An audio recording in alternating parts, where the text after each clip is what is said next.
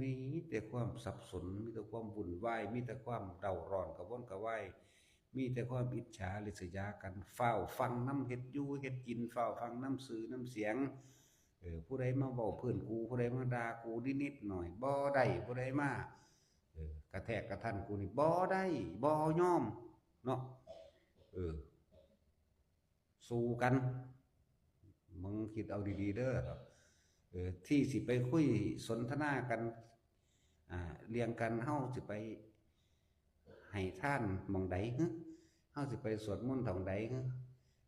เฮาสิไปทำบัตรอยู่ไสเฮาสิไปทำบุญอยู่ไสจังสิได้บุญเฮาสิ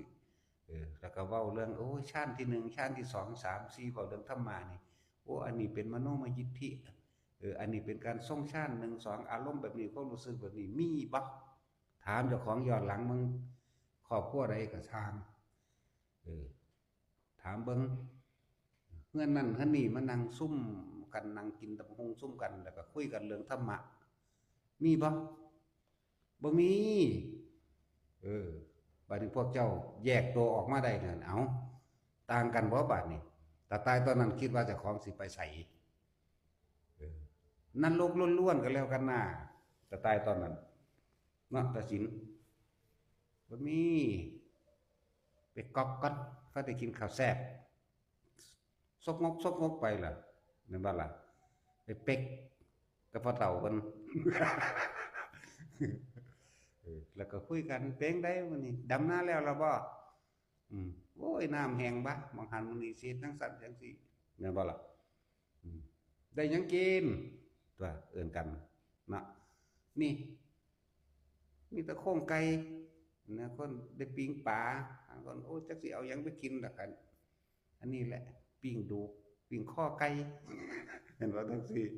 อันก็มกหน่อไม้ตำบักหุ่งตำบักทั่วจังซี่แล้วเอิ้นกันใส่กันเพิ่งได้มื้อนี้กันเขาเดียวกับมานี่สิเว้าหนึงให้ฟังอีห่านั่นโอ้ยหลักหน่อไม้เก่งๆยายมันไปไกลเด้มื้อนั้นไปโคกข่อยก็เสียสากก็เสียผงชูรสเขาเอาเน็บไปหั่นน่ะอีนั่นไปนั่นผ่านนี่เฮียโลดเสียโลดโลดแล้วมีแต่แนวมื้อนี้เด้เนาะก็ได้ก็เอิ้นกันไปหาไตเขียดหน้าผู้นั้นหน้าผู้นี้กบมองหันห้วยนี่แน่ใส่เบ็ดสายทางนี้ล่ะมีแต่แนวนี้เด้เอาของอันนั้นมานำบ่ล่ะซัววิ่งเอาแหงไว้ใส่ใส่มองหันใส่ปลาเฮ็ดล้อมมองหันบางนี้เนาะใส่ต้มมองหันบางนี้เด้